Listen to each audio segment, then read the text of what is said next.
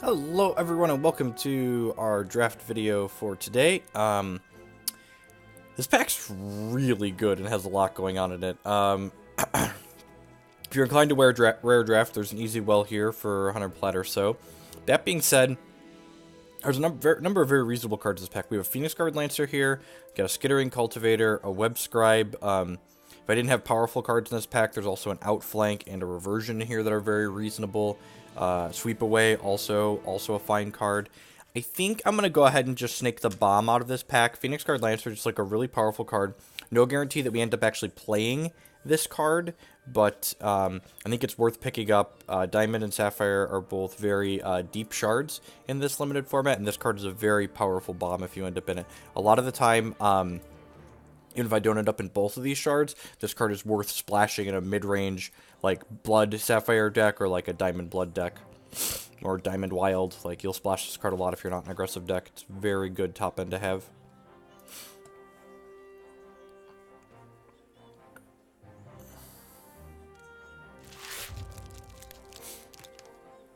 Speaking of Blood Sapphire, we get an Underworld Officer here in this pack. This is one of the better payoffs in those shards. These are both cards that I am willing to splash in on occasion. I think I'm going to pick this up and just kind of... There's a Strangle on that pack as well, so that's something we could be looking to... We would love if it came back around. I'd be very surprised if it did, though. It's one of the more powerful pieces of removal in the format, but, like, I'm not playing Strangle alongside Phoenix Guard Lancer, so ideally, staying in these three shards leaves us open to a lot of different picks, so hopefully we can end up playing one of these and potentially splashing the other.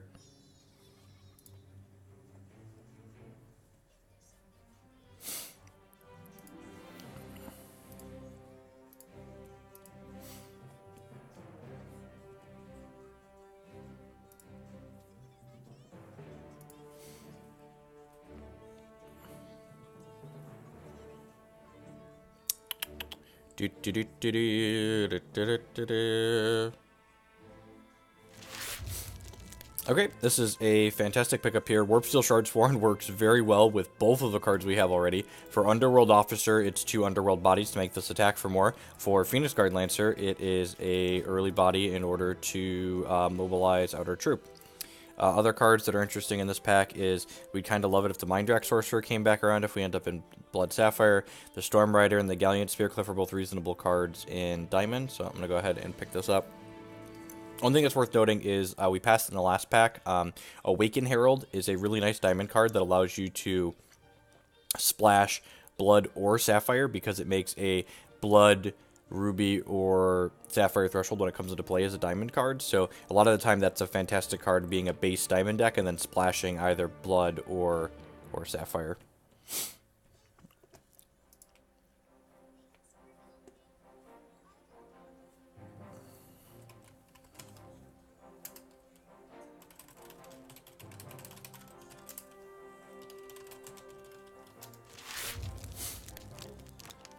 Here, this is another card that we're fantastically happy to pick up. Cloudbounder, 3/3, Mobilize Flight. If you have a density of 2 drops that is good enough, like you want in these decks a lot of times to be a 3/3 Flight on the 3rd turn of the game for you.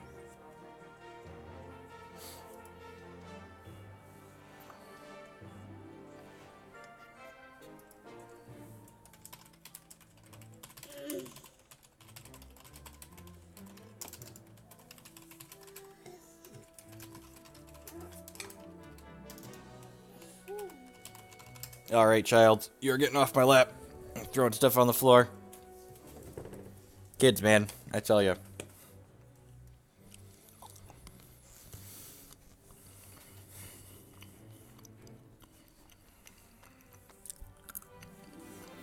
Pretty good start. 4 very powerful cards. Firmly in Sapphire.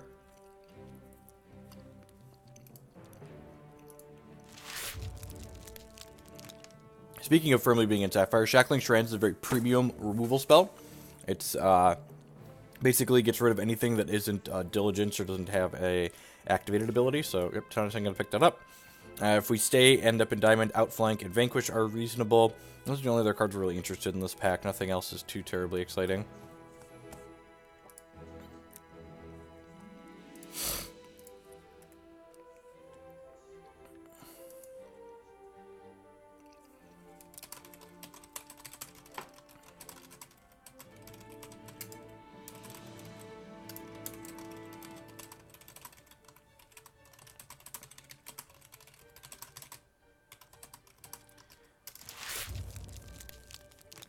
This pack also very reasonable for us. We're going to need to prioritize picking up more 2s at some point here, but I think Vigilant Duskwing is a very powerful card. 3/5 for 5 that readies at the start of each opposing champion's turn, so it's a card that plays offense and defense well because of the stats that it has, so pretty happy to pick that up.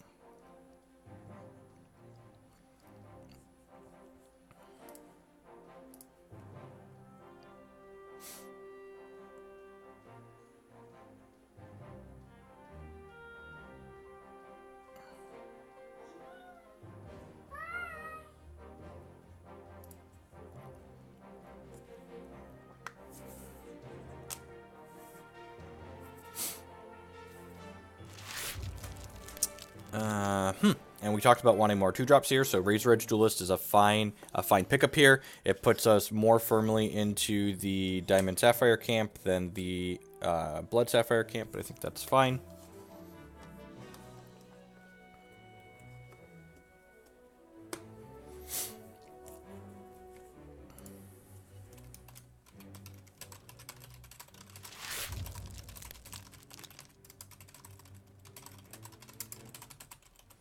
This pack doesn't have anything too terribly exciting in it for us.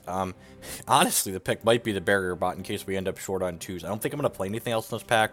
Royal Halberd is just kind of a very mediocre card. It's double Diamond Threshold on 4.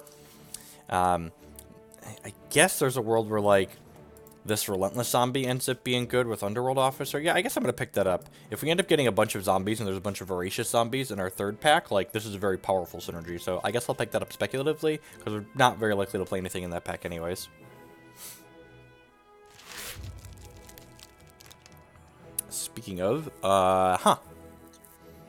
So Reversion and Shroud and Outflank are like all cards that are like kind of reasonable. I guess the Outflank's a card that I'd be kind of interested in playing. It's a very reasonable combat trick. I could grab the other zombie, but like the problem with grabbing the zombies is I feel like I'm going to be base Sapphire Diamond anyways, and the chances of getting enough Voracious Zombies in the third pack is usually pretty low, and I'm almost certainly going to play this Outflank.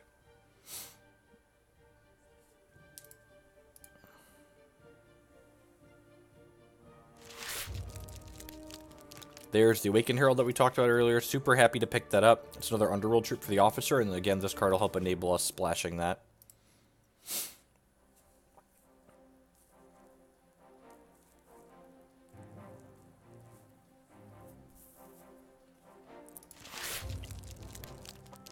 Nothing super exciting in this pack. I'm going to go ahead and pick up another Relentless Zombie speculatively. Man, we'd have picked up that other one. You have 3 already. The problem is, like, Relentless Zombies themselves are just, like, aggressively mediocre in this format if you don't get Voracious Zombies, so there's a very high risk to, like, priority picking these over something else that you might play, like that Outflank. Nothing too exciting in there.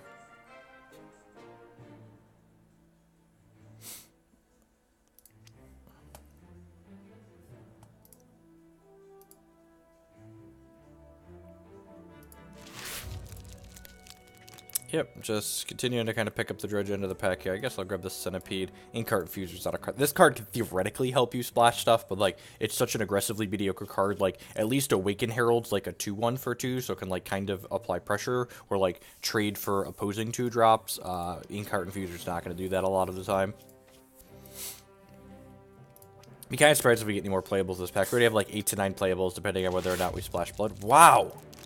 We got an Outflank and a Wakuna Coin. Well, I really don't love the second Outflank, and Wakuna Coin is super playable. So, draft more coins, draft more coins, draft more coins. Diamond is either very open or the other people in Diamond need to prioritize this card higher. There's no way. Yeah, maybe we're the only one in Diamond. That would be fantastic.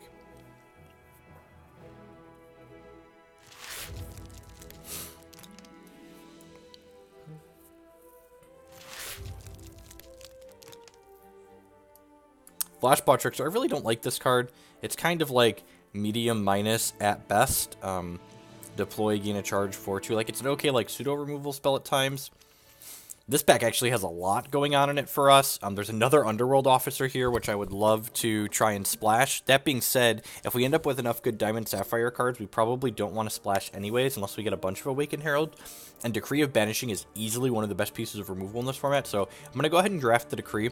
There's also a non-zero chance that the other 7 people are already cemented in the 2 shards they're playing, and if no one's already in Blood Sapphire, that Underworld Officer has a non-zero chance to wheel back around to us, whereas I'm pretty sure there's at least one other person drafting Diamond at this table, and they're 10 out of 10 going to take the Decree of Banishing out of this pack. We're also a little bit late on removal right now. Like, we've already got, like, Underworld Officer, Cloudbounder, Duskwing, Lancer as, like, 4 reasonably powerful threats, and I only had one other piece of removal here.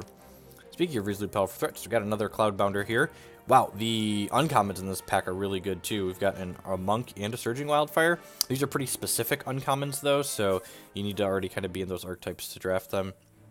I do only have 3 2-drops at this point, so we need to prioritize more of those. Hopefully this Awakened Herald wheels back around to us, so that way we can play that Underworld Officer reasonably. Also, wouldn't hate if the Storm Rider came back around, but 10 out of 10 taking the Cloudbounder out of this pack, it's very, very reasonable. And in the event both of these are gone, the Sweep Away wouldn't be a bad prize. Oh, man, these packs are good for us. I think I need to prioritize taking the Shackling Strands here just because, like, premium removal is aces, but there's a Web Scribe and a Skyspire Scholar here, so I really hope one of those 2 comes back around to us, but again, I'm going to go ahead and prioritize taking the Shackling Strands there. There could be an argument made that I should prioritize the Web Scribe because, like, I've got 2 Cloudbounders already, but between the rest of this pack and the next one, I should be able to flush out. Usually I want, like, 6 to 7 2-drops with, you know, this many mobilized things at my top end.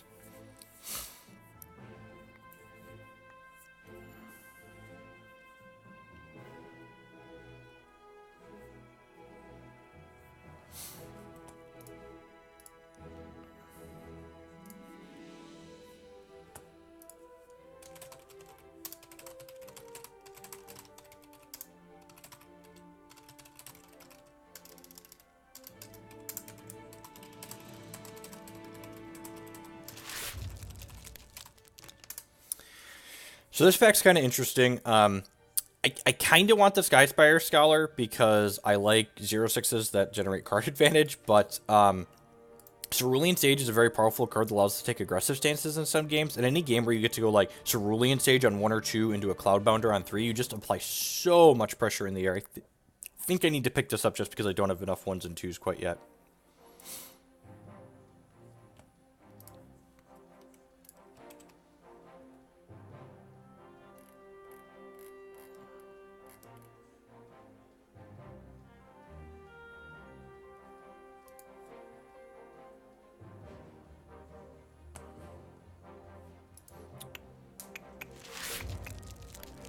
Yep, perfect. Really glad we took this Cerulean Sage in like those last couple of picks and past days. We don't want a ton of Skyspire Scholars, but man, there is another Monk in this pack. Whoever is drafting Wild at this table is going to have a pretty reasonable deck, especially if they splash that Surging Wildfire if they weren't already in Ruby. There's another Relentless Zombie in this pack. I already have 2 of those. We have a pretty good Diamond Sapphire deck. Man, a Grawl, another Surge. Good lord. I can't even imagine how good our deck would be if this was pack 1. We'd have just, like, snapped these Wildfires and Monks off. I think we have a touch too much top end already to, like, prioritize picking this Growlk. I'm going to go ahead and grab this other Cerulean Sage again here so we can have the early Sage into Cloudbounder or Phoenix Guard Lancer more often. But if we're really fortunate, this Growlk might wheel. If the Growlk doesn't wheel, the Gallant Spearcliff or perhaps the Friar Tusk might. Spearcliff, I'm happy main decking a lot of the time. Friar Tusk, I almost certainly board in against the Dreadling decks in this format. Alright, so we look at our deck here, and we've got about 15 playables right now. I think I'm going to go ahead and grab this coin as opposed to the Storm Rider. We're probably going to end up with more than enough playables by the time the draft finishes, and like being able to upgrade a shard into a coin is a pretty big game. It lets us play 18 or possibly even 19 shards in higher curve decks without getting punished by flooding out nearly as often. I would love it if the Storm Rider wheels in this pack, but with only 10 cards when we start passing it, that's not terribly likely. Hopefully we get fortunate in the Roidbot wheels. Not only does that help us mobilize, but it also means we can splash the Underworld Officer in a pretty free manner. Nothing super exciting in here. I'm not a huge fan of Conceal, Reprisal, or Sapphire's Favor. I think all these cards are a little bit mediocre. The pick here, I think, is between the Sweep Away and the Reversion. Both of these are, like, very reasonable combat tricks when you're attacking into stuff or, like, your opponent's making bold attacks against you. I think I prefer the Reversion just because of how resource efficient it is. Also, Reversion often ends up basically being a piece of removal when your opponent, like, attacks one of their troops into yours, expecting to just, like, blow you out with their trick. You're like, alright, your trick resolves, Reversion, you block profitably. Not super interested in anything in this pack. I guess I'll take the Talon Keep Watcher, board this in against opposing Ada decks a lot of the time. We don't have any other ones yet, and this is pack 2, so we're probably not going to see any more, but occasionally this is a fine card to board in. I think we're going to have enough 1s and 2s that we don't need to start it, though. Yeah, we've got 1, 2, 3, 4, 5 already, so we'll probably get 1 to 2 more 1 to 2 drops between this pack, the rest of this pack, and the next one.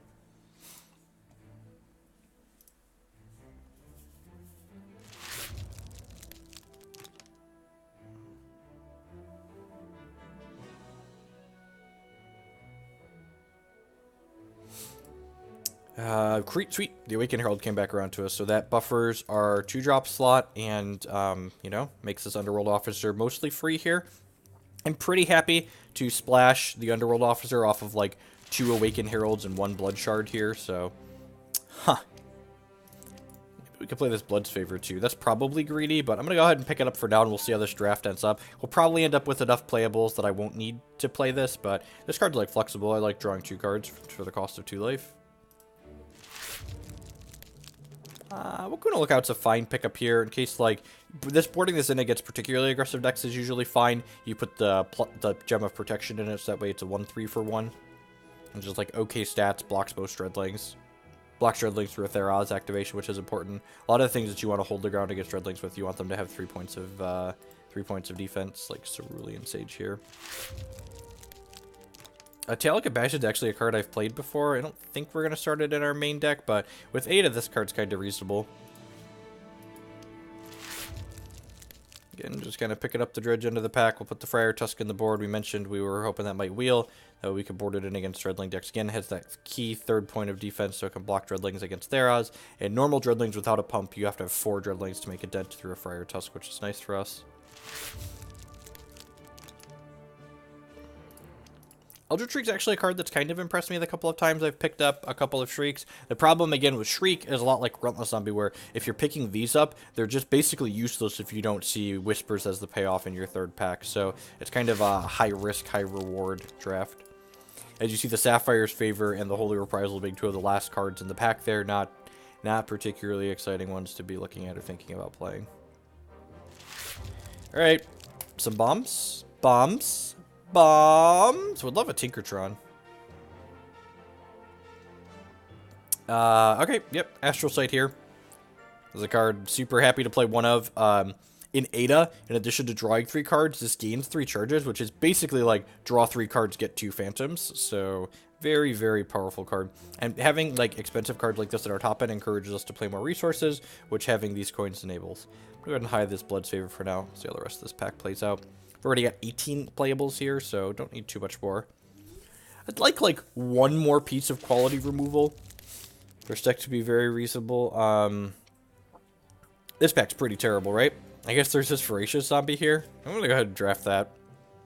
Like, maybe we see a bunch of zombies and end up going deeper into Blood this pack. Like, if we get, 3 Voracious Zombies, I might play the zombies and the Relentless Zombies.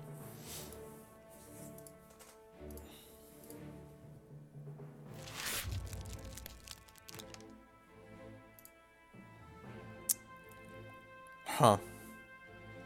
I guess War Party Guide's probably the best card here. I don't have that many Ardent Troops. I've got 1, 2, 3, 4, 5, 6. But, it's just a 2/1 Swift Strike for 2, which I think is better than the Vigilant Duskwing. So I'm going to go ahead and pick this up. I don't think Guppy Gloves counts as the 4th piece of removal I'm looking for. It's kind of clunky and expensive. What's removal I'm looking for in this set? Bring to Justice is a quality piece of removal at common that I would love to round out my removal suite with. If we end up with only 3 pieces of removal and Outflank as a combat trick, that's still, fine. We've got a Reversion, too, but ideally I'd like 4 pieces of removal in decks like this.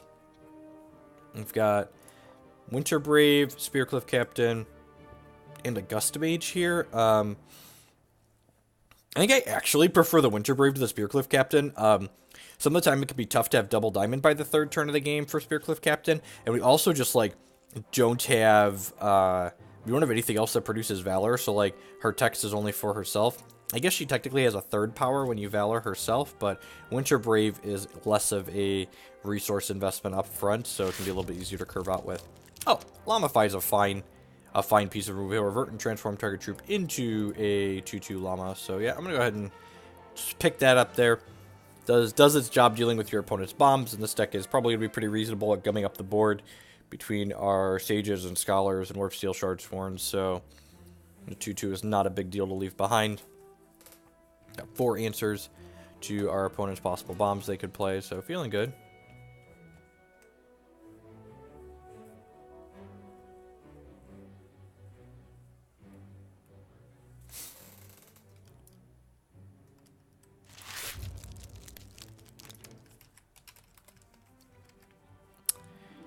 In this pack, we get the Bring to Justice we were hoping for, so let's just go ahead and grab that. There's a Winter Brave here that's fine as well. There's also a Battle Agenda and a Sappers, but I think that's definitely the best one for sure.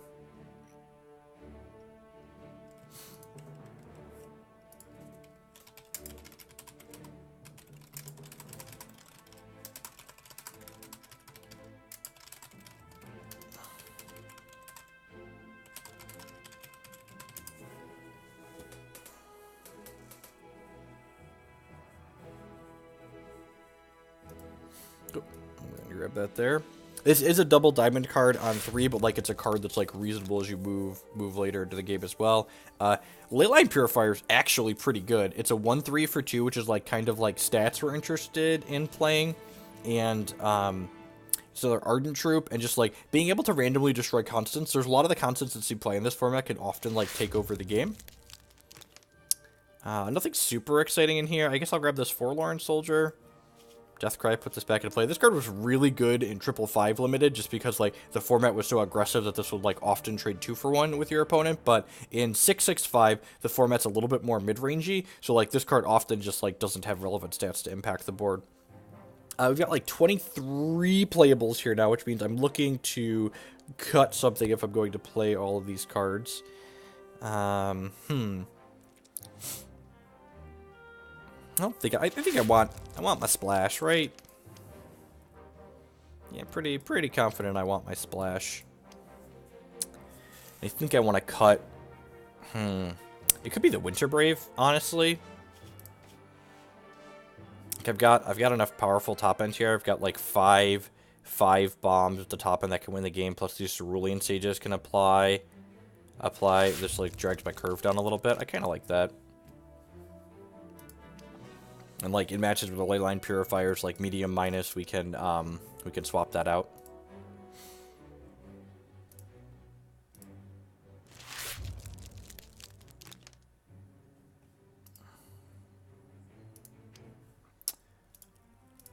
None of these cards super exciting. And I think this is very likely going to be the deck that we end up playing here.